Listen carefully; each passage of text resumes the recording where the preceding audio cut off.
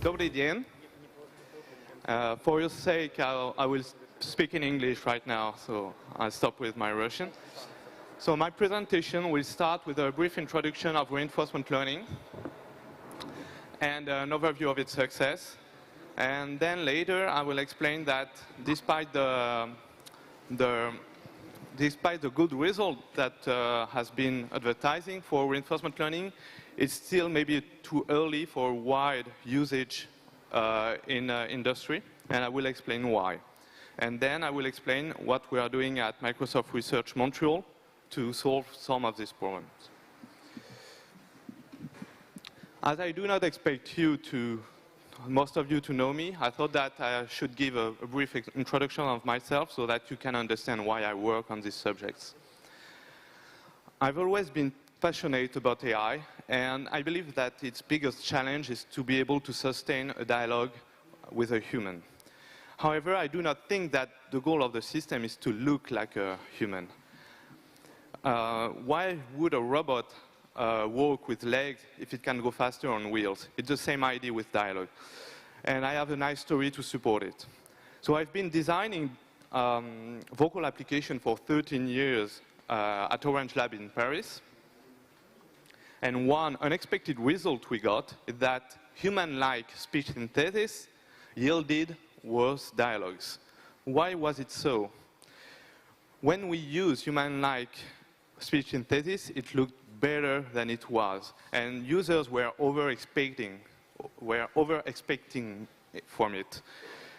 And this is very bad when when the users expect more than the system can give. As a contrast with a robot-like speech synthesis, so a voice that really looks like a robot, the users were talking simply and in a way that was understandable with the system. So I want my applications to be task-oriented and find a system that is the best at it. And this is where reinforcement learning comes into play. So at Orange, I mainly used reinforcement learning as a tool for my dialogue systems. But over time, I developed an interest in the foundation of reinforcement learning to a point that I decided to switch and make it my main research area. And I had this opportunity when I moved to Montreal at Microsoft Research 2.5 years ago. But I still keep the dialogue motivation in my research as a motivation. So what is reinforcement learning? Reinforcement learning is learning to make sequential decisions. There are a lot of potential reinforcement learning applications, but these are only potential for the moment.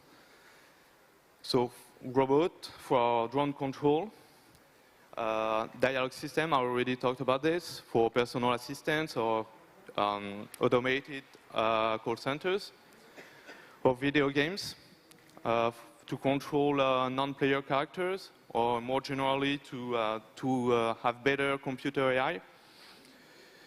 In treatments for leading pharmaceutical tests, or for crop management, it's a bit the same, except it's on plants instead of being on humans.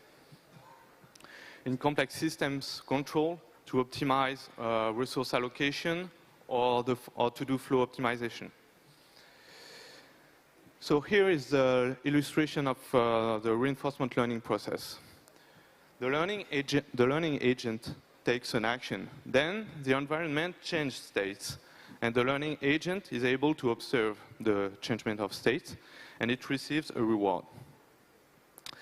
And let me illustrate it with a video game, Super Mario Bros.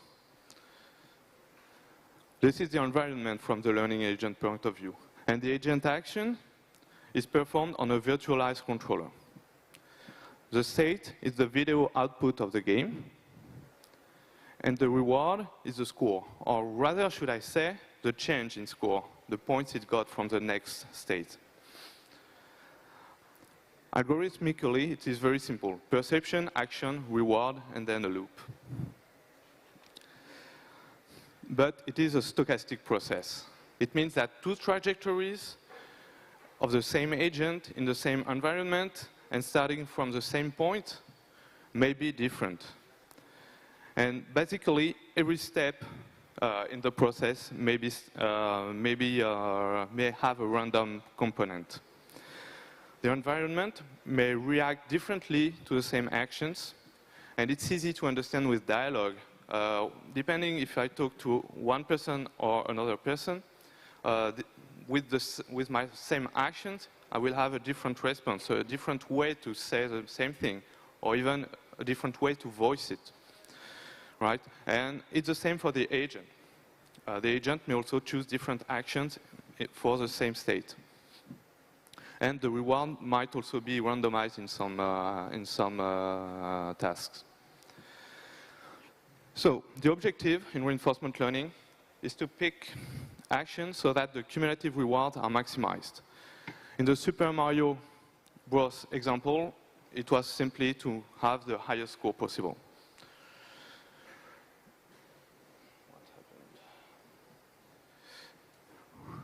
So reinforcement learning mainly rests upon two functions.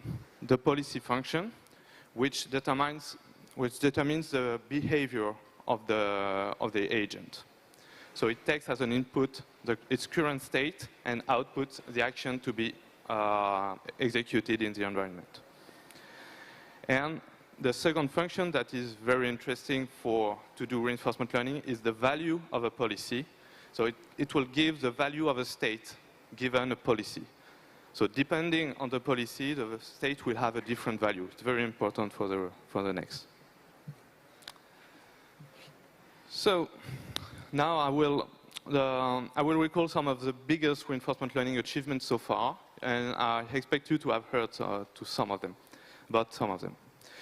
In the early days of reinforcement learning, in '92, IBM developed an AI capable of playing backgammon. It was almost as good as the best human backgammon players at this time. Between 2004 and 2008, Stanford reinforcement learning team learned how to control a helicopter drone. And they learned new acrobatics with it. In this list, because I was part of it, in 2010, Orange deployed the first commercial dialogue system optimized with reinforcement learning. Most of the dialogue was scripted. The reinforcement learning algorithm was only optimizing the system by choosing among several alternatives at each dialogue turn. But even with this limited choice, it improved by 15% the task completion of the system. In 2013, DeepMind invented DQN, the first deep reinforcement learning algorithm. And it was capable of playing Atari games from visual inputs, such as this one. DQN is a successful mix of deep learning and reinforcement learning. And they obtain also human-level performance on a wide range of games, Atari games.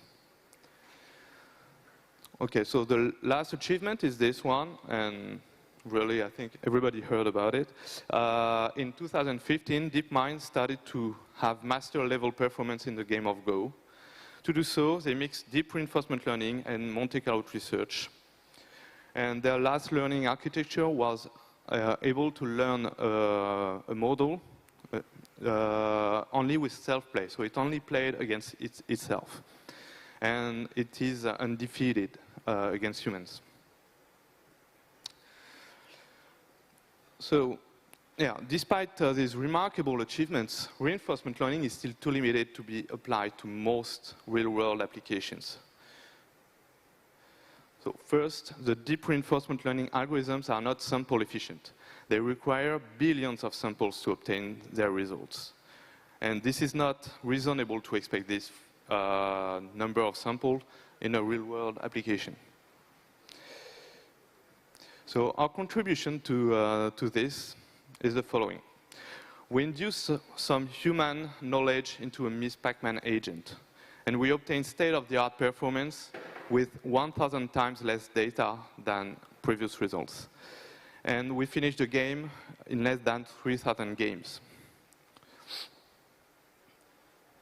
Another weakness of deep reinforcement learning algorithms is their unreliability. Even worse, 2 runs with different random seeds may yield very different results because of the stochasticity of the reinforcement learning process.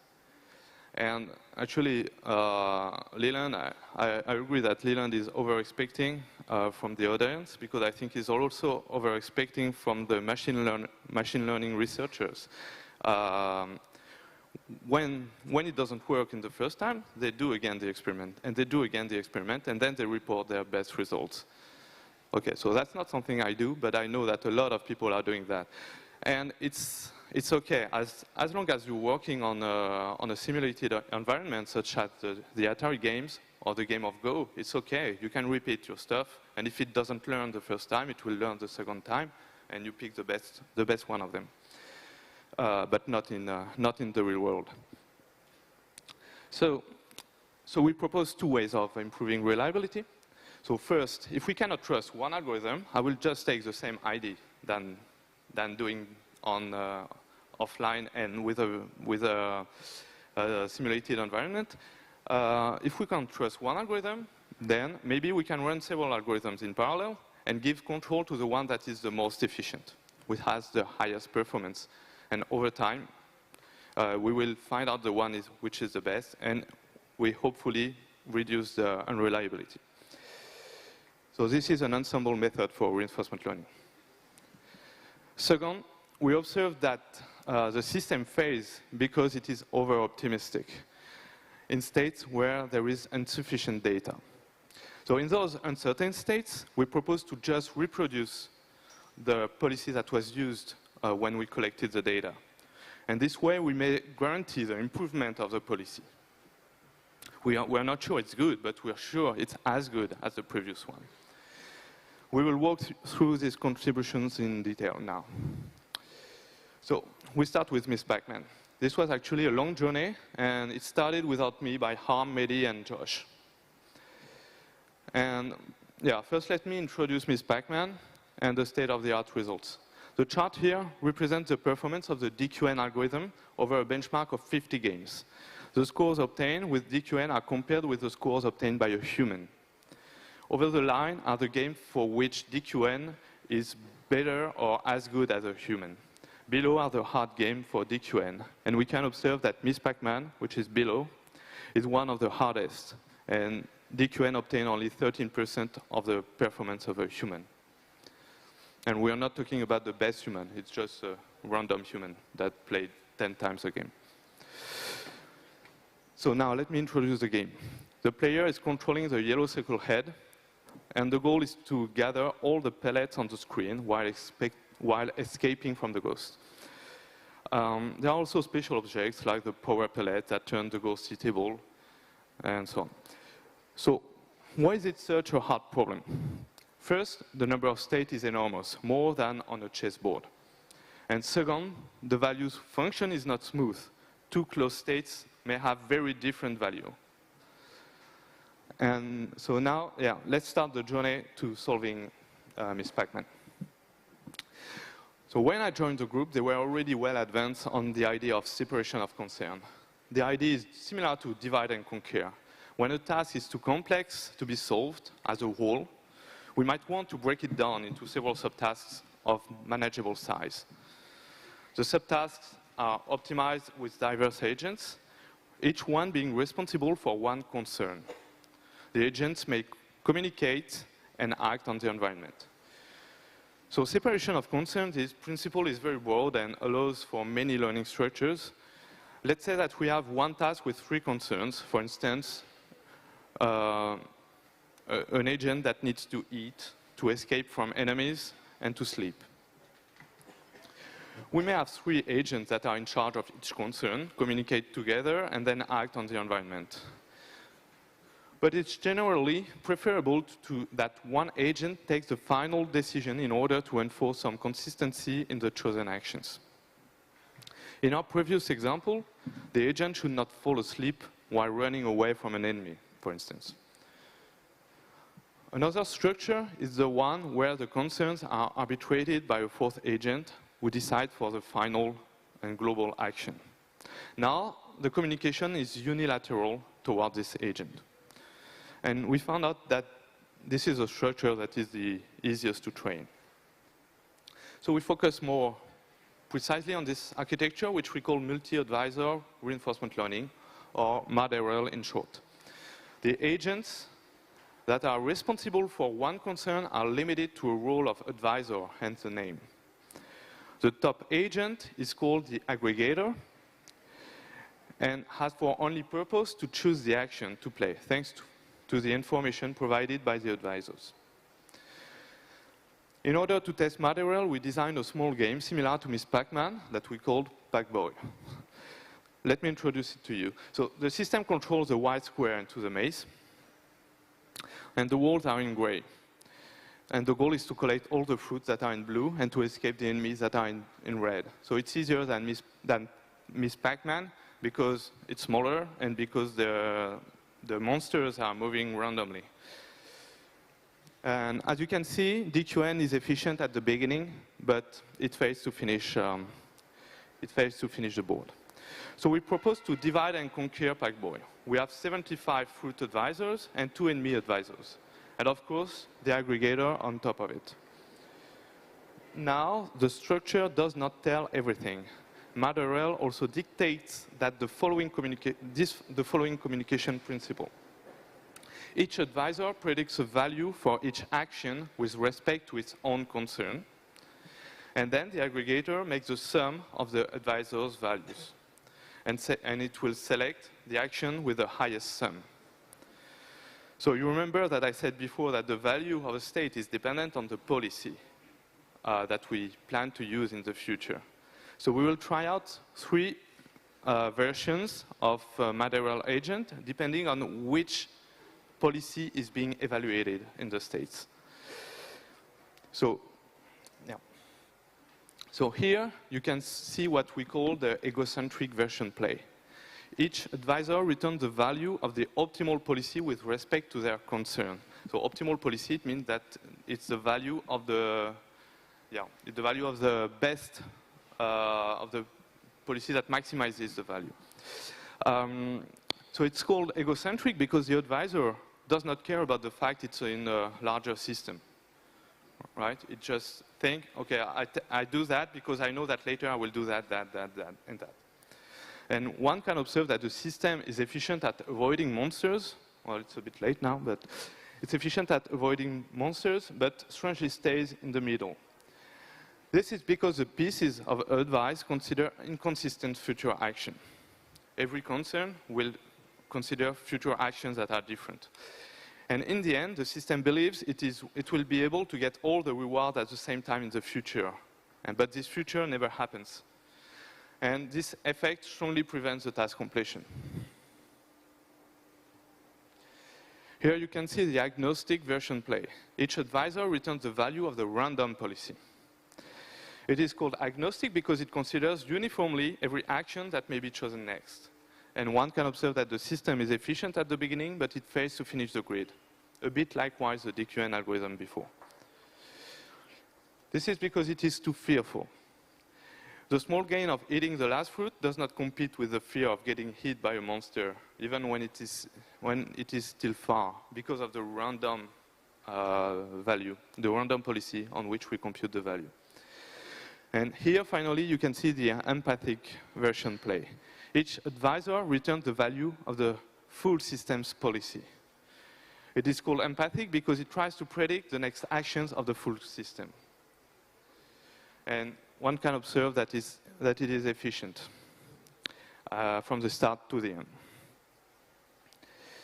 Enough playing around with Pac-Boy, and let's now deal with the real challenge, Miss Pac-Man. So we divide and conquer in the same way, 400 positions, so 400 agents.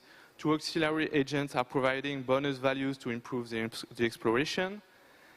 And then the positive agents are normalized in order to keep a good balance between the appetite for point and the fear for kill. And finally, the positive and negative values are summed, and the actions with the highest value is selected. So there is a lot of information on this figure, don't worry. The main information is that our Miss Pac-Man agent in blue obtains a much better score than the state-of-the-art algorithms that are shown in red and green. The dotted lines are their final performance after playing non-stop during 6 months. Right? Not in computer time, in human time playing Atari.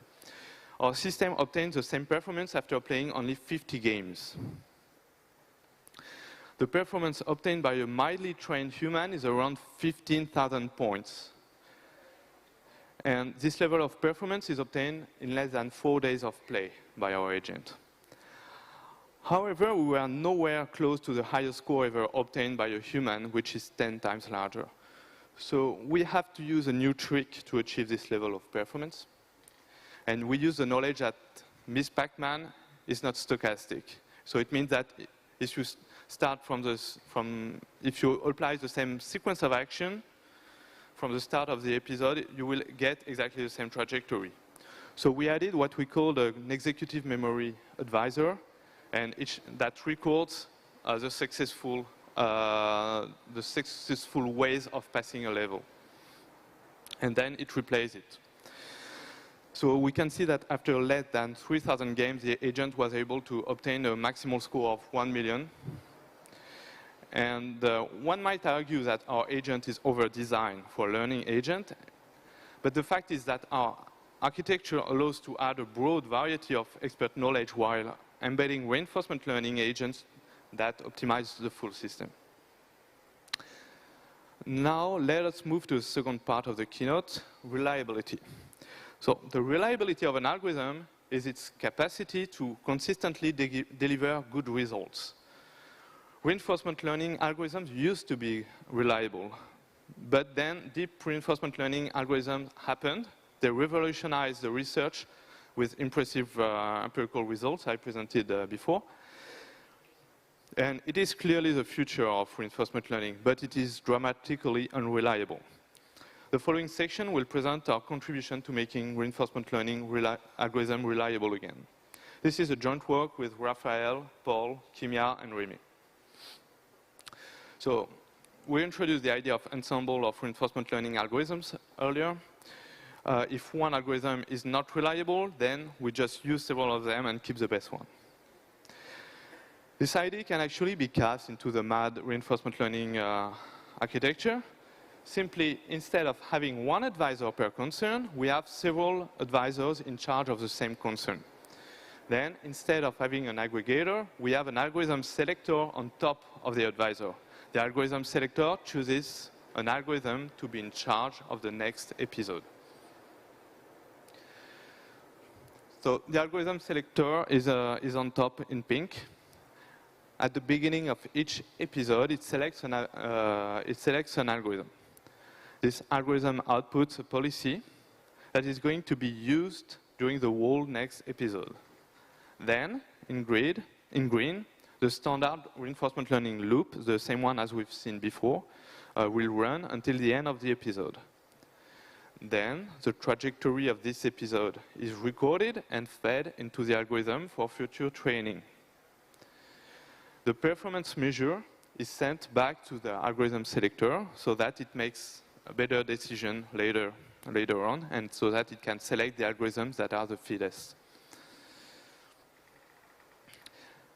Now let's see the experiments. The preliminary experiments were led on some negotiation dialogue game.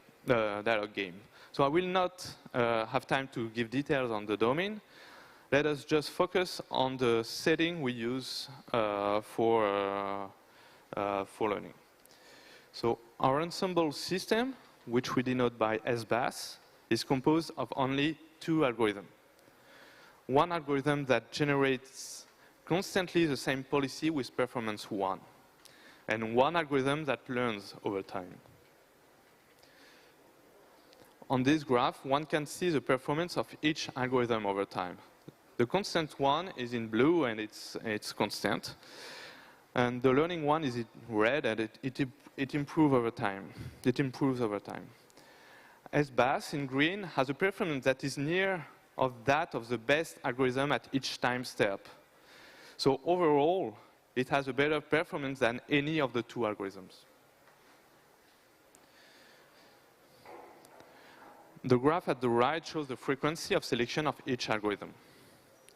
As expected, we observe that it selects preferentially the constant algorithm at the beginning, and once the learning algorithm becomes better, it switches.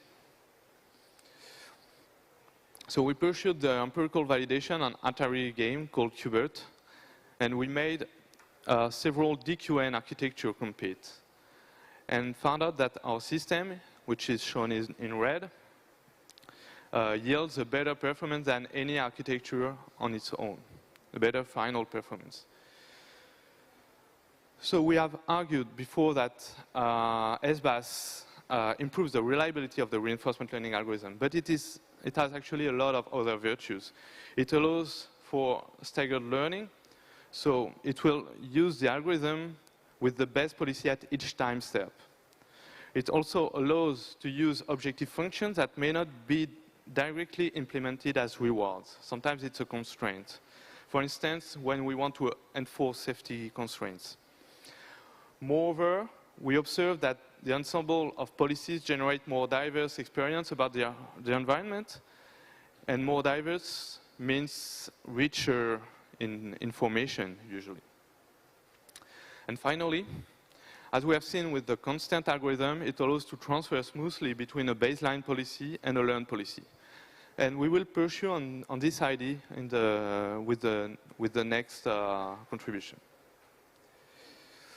So our other take at improving the reliability in reinforcement learning algorithms focuses on one specific setting, often encountered in real world, but often overlooked in research because it's hard.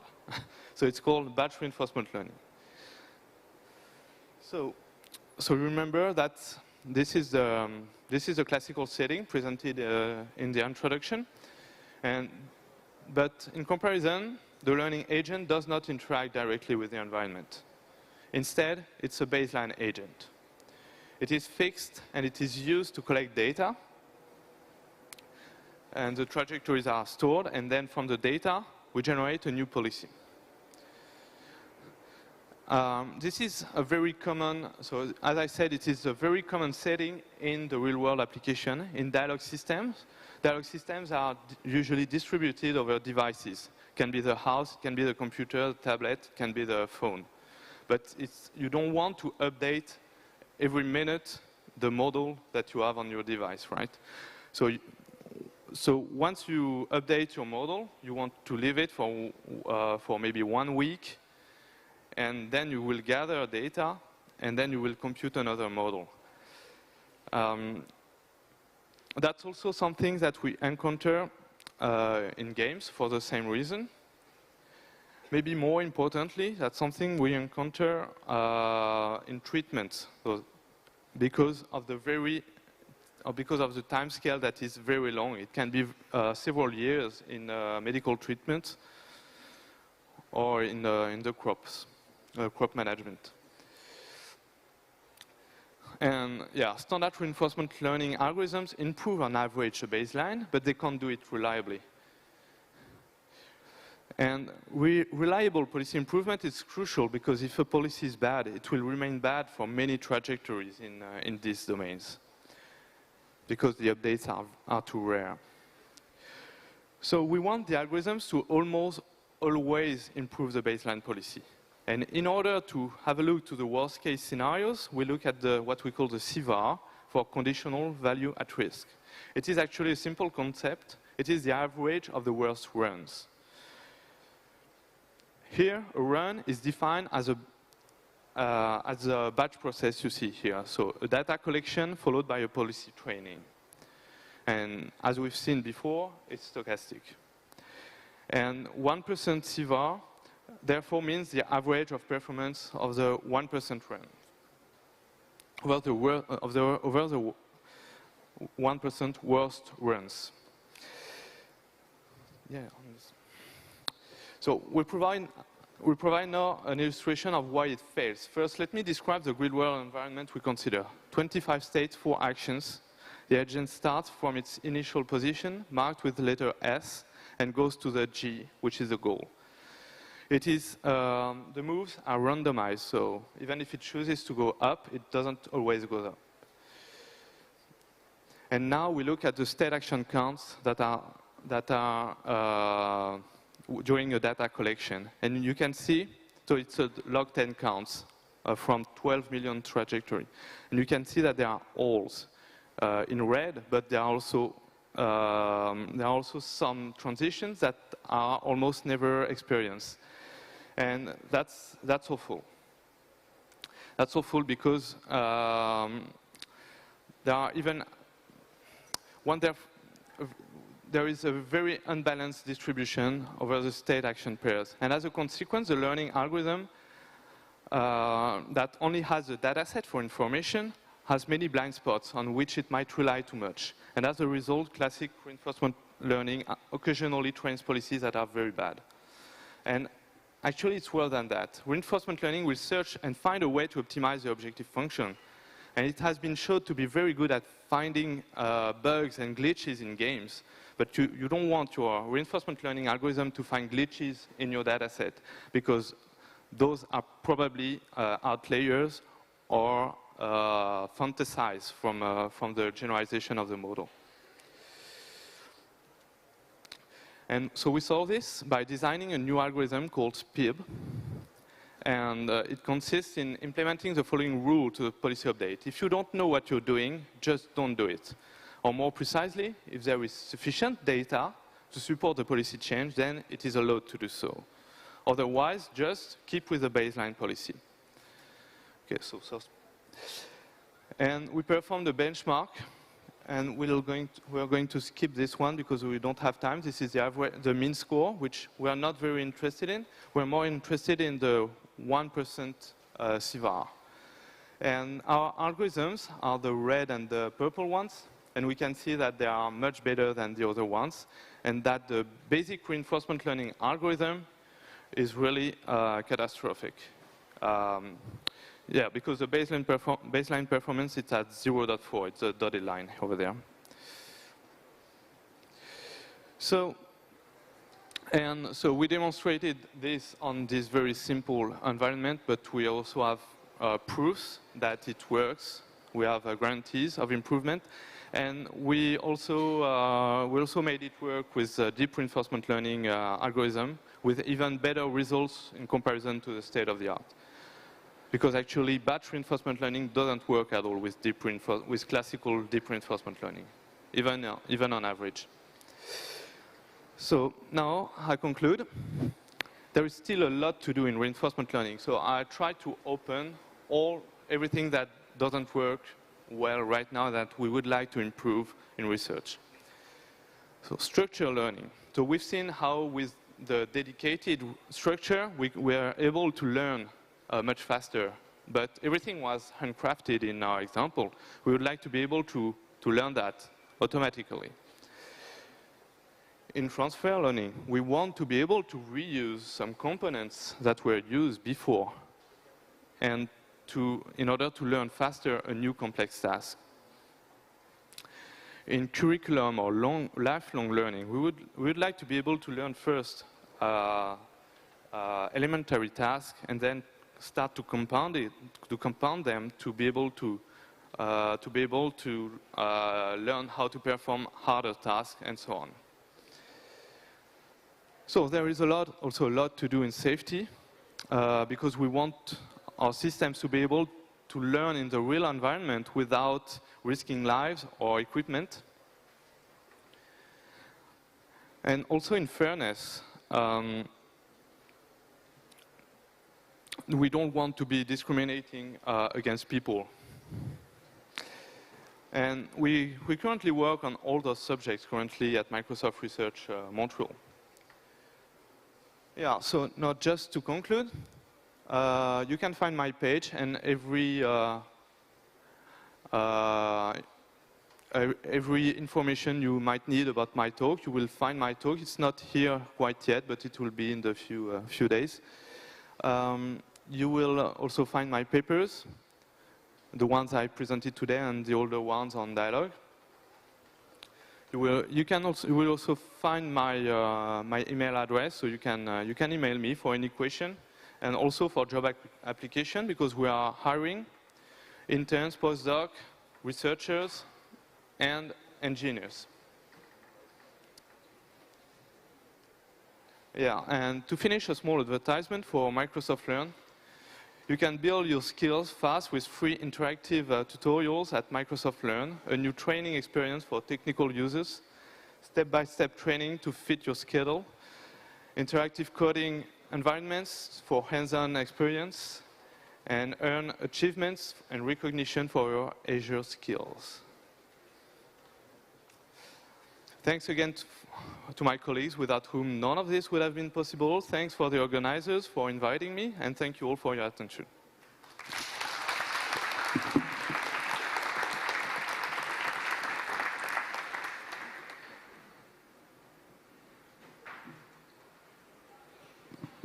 Hello. So we have time for exactly 2 questions. Hello. So firstly, thank you very much for your presentation. And I have only one maybe question. When you speak about sample efficiency in reinforcement learning, you use deep networks. So I'm wondering, have you used distributional approaches for value function approximation to make it even, more sample efficient? And if you have, then how it works or doesn't work, something like that?